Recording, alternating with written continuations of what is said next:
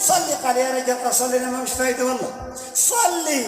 قال لك يا رجال قد عرفنا فلان أقسم لك بالله العظيم أدوك ما يصليش والله فوق رزق وصلاة مدترة مش على الصلاة أهم شيء نيتك طيبة والله ليش ما تصلي؟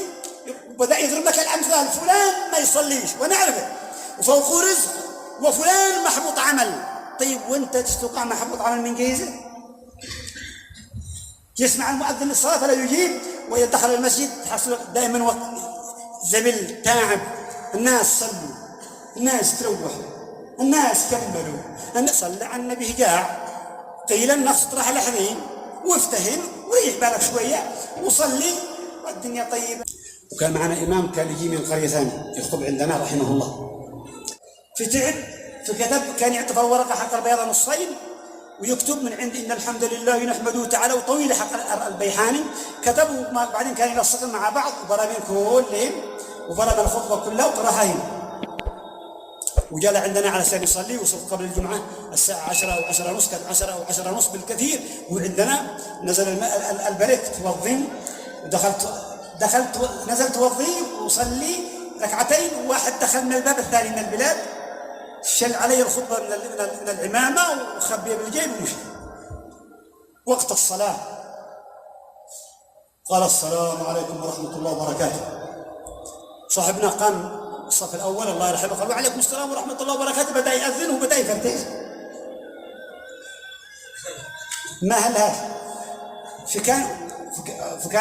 فكان يقول لنا احنا جالسين الخطبة مكسور الناموس ذي بزها يرد له بقعته.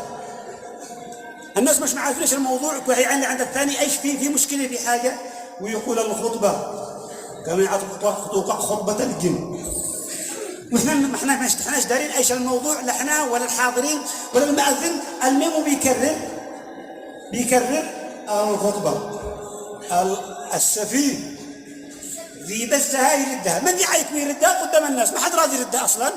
المهم ما حد راضي المؤذن قد عند حي على الصلاة ما عسى يتحمل ويسمع الخطبة فلته وراح في الصرح ورجع لعنده قال له يا حاج ياسين الله يحفظك شل الكتاب من عندك انا واخطب من حالي.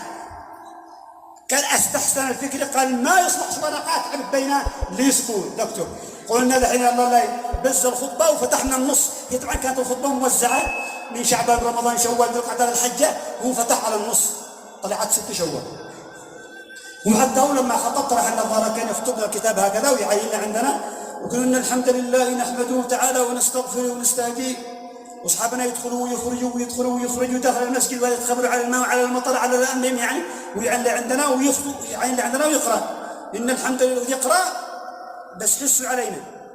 وبدأ أما بعد فمن صام رمضان أتبع 6 من شوال ودخلنا شوال ووقف شوية وعيل عندنا دواء تصور أنت دواء بالميكروفون دواء شوية مرة ثانية يعيد احنا جالسين مستمعين وعاد بيقرأ بيواصل ما معكم للدخل والخارج وسكت شوية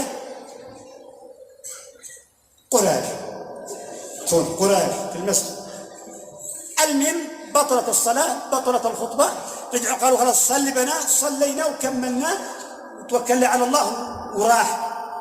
كان قال لي واحد خلاص نصلي والخبر قوه والخطبة انزل أقم الصلاة وصلينا وخرجنا وكان حزين من كل قلبه والله.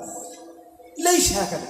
احنا جينا نصلي احنا جينا نعبد الله جينا نتقرب إلى الله منو ذي بس الخطبة ليش هذا المهر الباطلة منو محبوط العمل ذي شلة أحبط الله عمل الدنيا وآخرة والله أحبط الله عمل الدنيا وآخرة أحبط الله عمل الدنيا وآخرة.